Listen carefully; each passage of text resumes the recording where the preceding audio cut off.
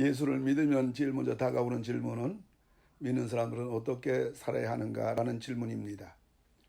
그리고 거기에 따른 답은 말하지만은 문제는 우리들이 그렇게 살아가지 못한다는 것입니다.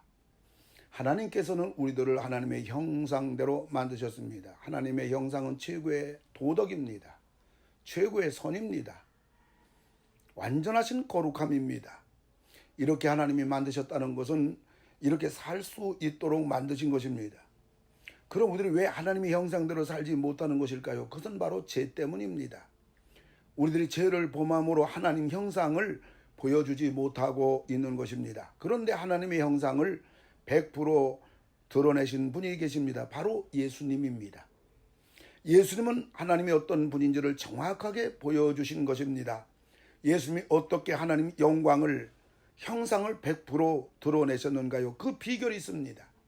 그 비결을 예수님은 이렇게 말씀하셨습니다. 요한복음 5장 30절 보면 내가 아무것도 스스로 할 수 없노라 라고 하셨습니다. 그리고 그 예수님은 우리들에게 말씀하셨습니다. 요한복음 15장 5절에 나를 떠나선 너희가 아무것도 할 수 없음이라. 예수님은 포도나무요 우리는 가지입니다. 가지는 포도나무로 말미암아 생존하는 것입니다. 가지 스스로는 아무것도 할 수가 없습니다. 마찬가지로 우리들은 우리의 힘으로 아무것도 할 수가 없습니다. 나무 되시는 예수님께 붙어 있어야만 하는 것입니다. 우리들이 예수님에게 붙어 있으면 우리들은 예수님과 하나가 되는 겁니다. 예수님과 하나가 되면 예수님이 모든 걸 다 책임져 주시는 것입니다.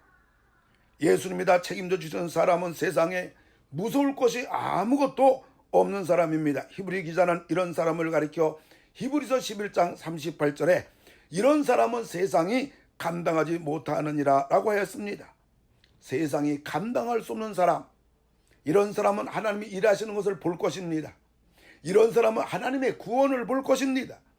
그리고 이런 사람은 자기 힘, 자기 재주, 자기의 능력, 자기의 생각대로 살지 않습니다. 사랑하는 성도 여러분, 우리 인생을 예수로 살라. 우리의 삶을 하나님으로 살라. 항상 자기를 배제하라. 쉬지 말고 자기를 부인하라. 범사에 자기를 외면하라. 그리하면 우리는 만사에 승리할 겁니다.